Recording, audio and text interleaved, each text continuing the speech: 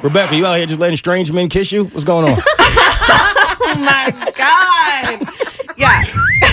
From like one public fun outing to like the worst public thing I've like maybe ever experienced. This is what you get for wearing a Florida State hoodie. Oh God. Yeah. Oh, shots fired. Ow! I did kind of think of you when I put this on this morning. I was wondering what you would think. Yeah, I don't like it.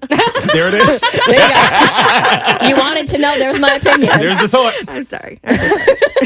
But yeah, so I feel like post-pandemic, people just like don't really know how to people anymore. It's like everywhere I go to like, if I go to a bar, if I go to a theater, oh my God, concerts have been the worst, but people just don't know how much space to give it to each other. They don't know how to talk to each other. They like don't know human etiquette anymore. And for some reason, this is like so much worse on Marta. If you're in Atlanta, you know Marta. It's basically our subway station. And I have always said, Marta is smarta.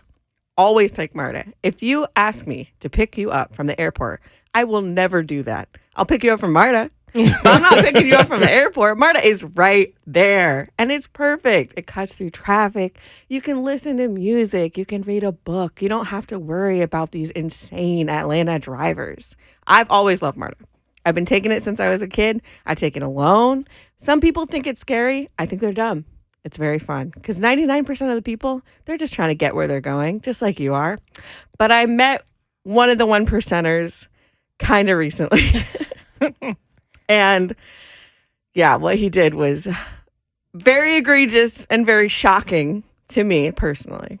So when I'm on a train, I have a process that is just tried and true. I've been doing it for years, especially if I'm alone. I have my AirPods in. I'm sitting there. I have a book. It's a fake book in that I've already read it, and I'm faking reading it. Is it normally crowded on Marta? All these years in Atlanta, I've never actually rode the train. It depends on what time it is. When I take it, it's usually pretty crowded. I don't really take it and like at night anymore really that much. But like when you're coming back from like an Atlanta United game or something, it is packed. Okay. But when I was on it, it was pretty crowded. So a dude came and sat next to me, which is no problem. You got to sit down. It was a pretty packed bus. But then he started to try to talk to me. Oh. Ugh, I hate when men try to do that. How dare they try to communicate to another human being? And I'm like, I'm giving off the most unapproachable vibes ever. Never works. Why? But he kept just trying to ask me a question. I pointed to my AirPods. It didn't deter him. He asked me, "What are you reading?" I mean, who could blame him? You look so beautiful in that Florida State ugly garnet and gold hoodie. Matches perfectly with the pink fuzzy hat. Very true. Very true. I was very cozy and warm looking. But I took out my AirPods. I showed him the book. I showed him the cover. Suddenly, it's his favorite book. He loves that book. He's asking me, "What do you think about it? Oh, have you read the other books in the series? Do you like the author?" And I'm politely participating in this conversation. You giving him short answers? I am. I'm participating as much as I can. And then he reaches out his hand to introduce himself and shake my hand.